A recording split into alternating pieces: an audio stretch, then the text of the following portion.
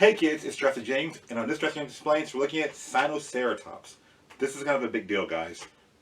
When you're in Asia, sorry, names. Sinoceratops means Chinese, Sino, Chinese, saurus, lizard, Nocera, horn, tops, face.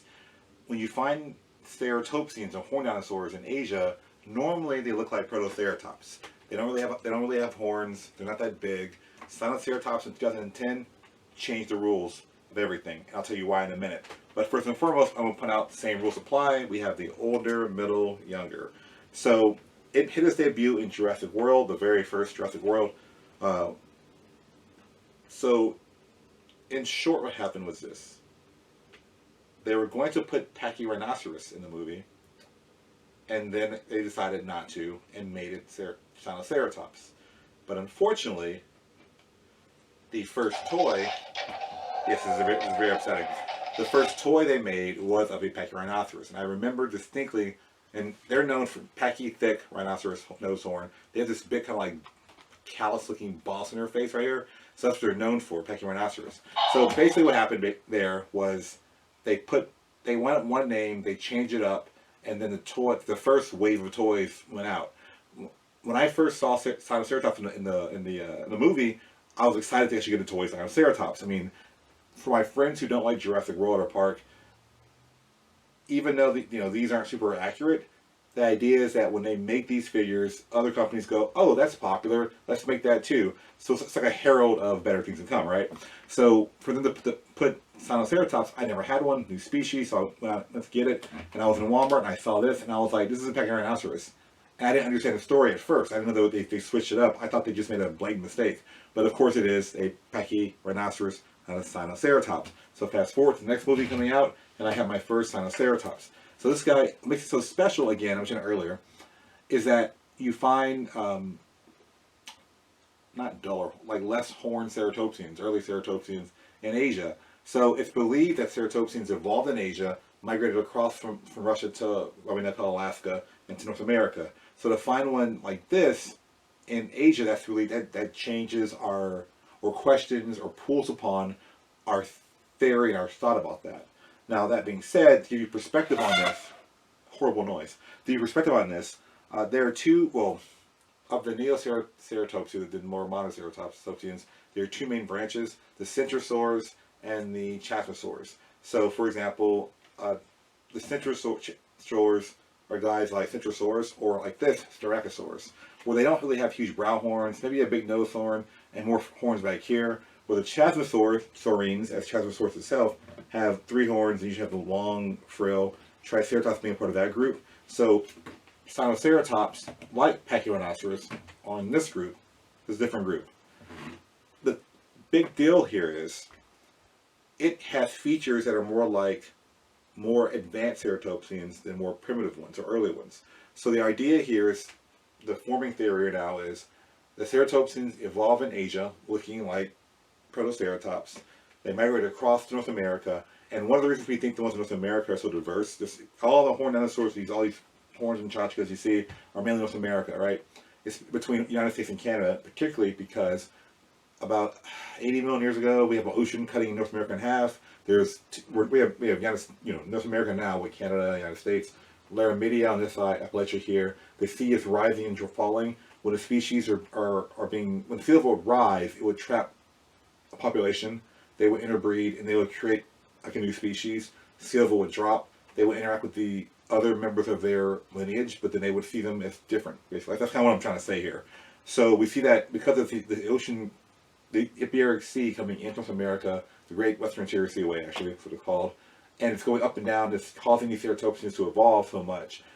The hypothesis is that because Sinoceratops has so much in common with these guys, they may have migrated back across to Asia later on. And that's kind of cool. I mean, it's just one species or one genre, but that's kind of cool to see this back and forth in evolution, that we tend to think of animals coming only this way.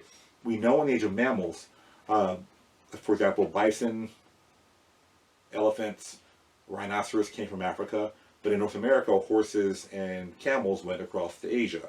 Here we have a lineage of dinosaurs going from Asia to North America and some going back. And that's why it's so cool. Anyway, that's theories and stuff, right? So let's go back to our main focal point and see, now that we have the, I mean, it's basically a repaint of this guy here, but the idea here is we have another variety of Sinoceratops, and we will do the official opening. It is the Roar Strikers. Its wave mates are an iguanodon, oh, a bit closer, an iguanodon, what appears to be some kind of pliosaur, probably Lipleurodon, and a Megaraptor, which will be a fun review, trust me. So let's see, let's get this guy free. I know. So there are little plastic straps holding him down in the back. So with surgical precision, we will slide these in. What's really annoying is these official scissors are not that sharp at the tips, making it much harder to get them into place with the sharper part of the blade. I know, it's very upsetting. Where's the other guy's, where's the other leg? Is it attached to the bottom too? Yes, it is. So, like other models, the feet are attached to prevent theft, like that. So you take these little bits here, there's your instructions, and you turn them like this. Very tricky. And you turn the other ones 90 degrees, like that, and the animal is now free. The tail is tucked away in there, so you just reach in and grab it. That's different. The tail is yellow. Now, that's interesting, though. Yeah. So basically, they are the exact same mold. They are the exact same design. And I'm guessing, yeah, they both have. Actually, no, this is the Jurassic World one, the first one. This one has the DNA. You put it up like that. You see their DNA scan code. One thing to point out too, if you there's no button. It's a tail. Yeah. So you take the tail on this one, you move it up and down. If you rotate its head, I whip my head up and down. I whip my. No, anyway. Willow Smith reference from the early 2000s. So this one, the tail does not do anything. Oh, so like the last week, the Venator, you pushed it like that. Or this guy, you use the actual tail like that. So they're repaints. They're not direct repaints. They're not entirely. They re-engineered the inside part though, but that's kind of cool actually. Anyway, so two things to point out that this guy is that the nose horn. If you look at the actual skull of this guy in an image, the nose horn and the brow horns aren't this long. One thing to point out that, like a cow horn, there is a core, and that's what fossilized. There would have been a thief making it longer than this. Whether or not it kind of arched this far forward or was this long, that's questionable. But they're still there. These two horns here, I looked at the skull, they weren't there. So that's more like a speculation. So the elephant in the room here, of course, are not these guys, but in fact the holes in their frill. Now, what makes Triceratops unique or different or special, or those are all the same words, synonyms, they have a solid frill. And because Triceratops is the last ceratopsian, one of the last ceratopsians, and is so popular and so big, it's really well known, so everyone assumes they all have solid frills. But in fact, all the ceratopsians have framework of the frill. So the question came about, I remember I did lectures before, they would ask, would there be, we always say there's muscles right here, there's meat right here, making a solid surface. But the question is, what if there was a hole here? What if the meat just went around the bone like this, and it kind of like antlers or something? So this is the first time in media that's been depicted. I think in The Good Dinosaur, I think the Strachosaurus, that great documentary, the Strachosaurus may have had that same kind of growth or something. I don't know. I can't remember exactly, but in general, that's something that's a new view. And when you're looking at this, it's kind of hard to tell that.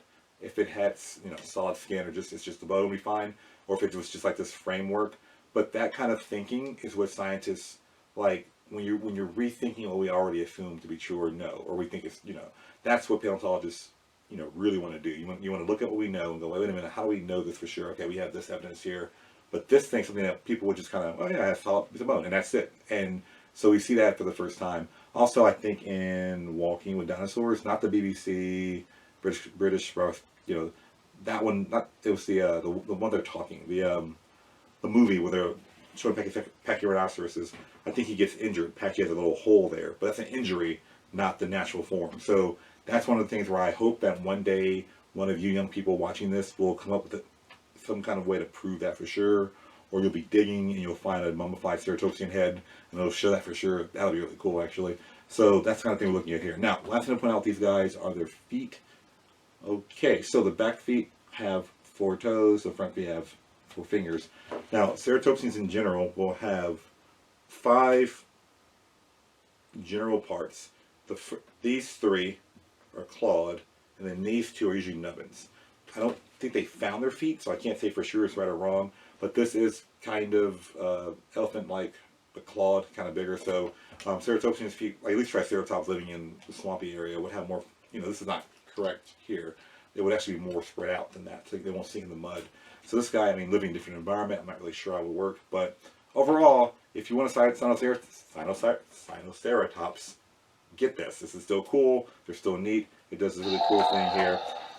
If I were my younger self playing in my backyard and I would see this, I would probably make one of these, like, the male, because it's brighter and it attracts mates with the thing, or, but anyway. Or, he's the male because he has a bright area and he, like, does a little dance, like that, the hip movement. But still cool animals. I encourage you to get one. I'll shoot my last thing to point out with this is that in the one with the volcano, Jurassic World, Fallen Kingdom, I think, when the eruption's happening and the Carnotaurus is attacking the Sinoceratops, it was funny because in my mind, Carnotaurus lives in Lake Cretaceous, South America. Its primary prey are sauropods. And so I remember when I was fighting it, my first thought was, a Carnotaurus isn't designed to attack a ceratopsian. They're from a different hemisphere. But then I said, James, you're watching Jurassic World, a movie. Duh, let it go. But I remember thinking that. Now, it doesn't mean he couldn't give it a good run for his money, but the idea is that a Carnotaurus is co-evolved with sauropods. These guys co-evolved with tyrannosaurs. In fact, the animals, it's found with a hadrosaur species in the same environment, and a tyrannosaur related to tarbosaurs. So it didn't live with tarbosaurs, but something related to tarbosaurs. So that's, this kind of environment. It's like that in North America. We have duckbills and tyrannosaurs. Same thing in Asia too. Only these ceratopsians aren't as horned, basically. Now, that being said, thank you for tuning in. Please click, share, subscribe. I really appreciate that because YouTube's always yelling at me like, people aren't subscribing and watching your whole video. And I'm sorry, I'm just putting out dinosaur content with toys. I don't know, what do you want with me, YouTube? YouTube's like, check on it again. Tell us more stuff. It's all in caps in my mind. That being said, see you guys later. Thank you for tuning in.